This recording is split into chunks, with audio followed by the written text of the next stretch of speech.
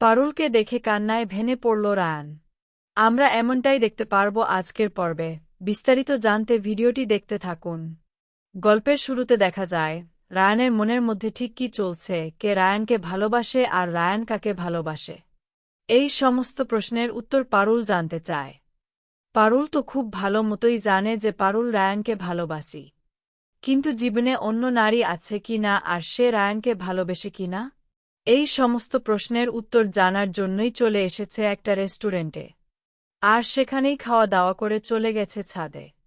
সেখানে গিয়ে ছাদের এক কর্নারে দাঁড়িয়ে রায়ানকে ভয় দেখাতে থাকে পারুল আর বারবার করে একটা প্রশ্ন জিজ্ঞেস করতে থাকে, বলে তুই কাকে ভালোবাসিস? আজ আমি তোর মুখ থেকে সমস্ত সত্যি কথা শুনব, আর না হলে আমি এখান থেকে ছাদ দিয়ে নিজেকে শেষ করে দেব। রায়ান তখন বলে, তোর কি মাথা খারাপ হয়ে গেছে? তুই কেন এগুলো করছিস? পারুল তখন বলে, কিছু করার নেই, আমাকে জানতে হবে তুই আসলে কাকে ভালোবাসিস, কারণ অনেক হয়ে গেছে। আমি জানি যে তুই এবারে বলবি, আর না হলে আমি নিজেকে এখান থেকে ফেলে শেষ করে দেব। অনেক হয়েছে, আর অপেক্ষা করতে পারছি না। আসলে জানতে চাই কাকে ভালোবেসে আছিস তুই। এরপর রায়ান কিছুতেই বলতে চায় না। রায়ান ভাবে কি করে পারুলকে ওখান থেকে ফিরিয়ে নিয়ে আসবে, কি করে সম্ভব, এই কথাটাই রায়ান চিন্তা করছিল। ঠিক তখনই পারুল বলে, তুই যখন বলতে চাইছিস না তখন আর এই জীবন রেখে আমার কি বালা। এরপর ধীরে ধীরে নিজেকে শেষ করে দেওয়ার চেষ্টা করে উপর থেকে ছাপ মারে পারুল। নিচে যা দেখার পর রায়ান একেবারে ভয়ে কেঁপে ওঠে আর বলে, তুই কি করলি? পারুল, আমি তো শুধুমাত্র তোকেই ভালোবাসি।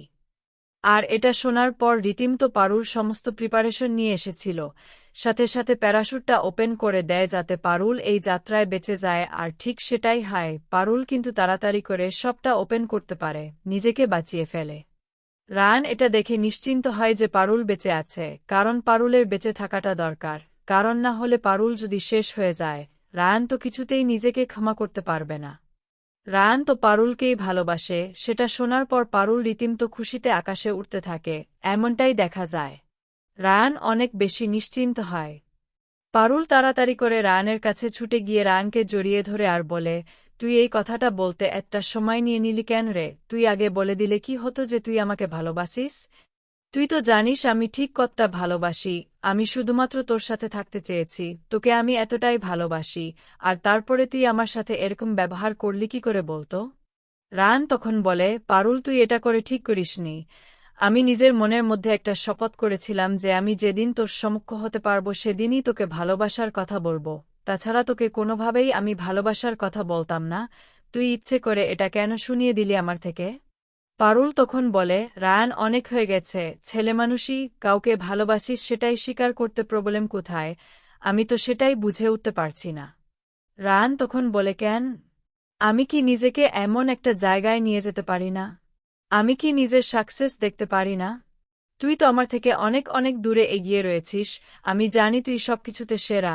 তোর সম্মুখ হতে হলে যে আমাকে আরেকটু স্ট্রাগল করতে হতো, তাই তো এই কাজটা করছিলাম। দারুণ বলে বা বোনের সঙ্গে রায়ানকে এখন কি করে বোঝাই যে আমি ওর মুখ থেকে এই কথা শুনতে চেয়েছিলাম। পারুল তো খুব খুশি হয়ে জড়িয়ে ধরে আর বলে, তুই যে বলে দিয়েছিস বিশ্বাস কর আমি খুব খুশি হয়েছি। আমি শুধু এইটুকুই চাই যে তুমি আমার পাশে সারাটা জীবন এভাবেই থাকো, তারপর আমি তোকে বলে দেব ঠিক কি করতে হবে, তুই সবটুকু করতে পারবি, তুই নিজেকে প্রমাণ করতে পারবি, সেই বিশ্বাস আর ভরসা আছে।